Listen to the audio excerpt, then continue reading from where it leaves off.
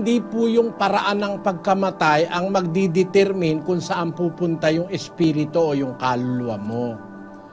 Yung pamumuhay mo ang magdidetermine para malaman mo kung saan ka papunta. Kung ikaw po ay taong matwid, ang espiritu mo, ang kaluluwa mo pupunta sa Diyos, babalik sa Diyos. Basahin natin ang Hebreo 12:23.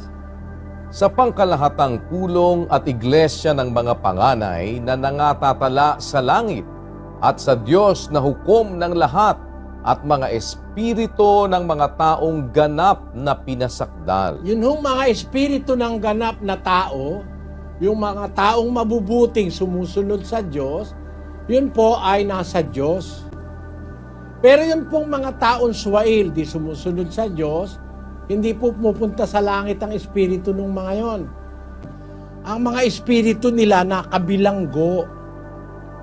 Kumbaga parang akusado na ibinibilanggo. Pag ang tao po ay matuwid, ang espiritu niya pag namatay siya, kahit anong kinamatay niya, kaya siya ay nabaril, kaya siya ay kung ano nangyari sa kanya, yung espiritu ng taong matuwid, bumabalik po sa Diyos yun, pumupunta sa langit. Pinagpapahinga ng Diyos yun. Pinagpapahinga sa langit.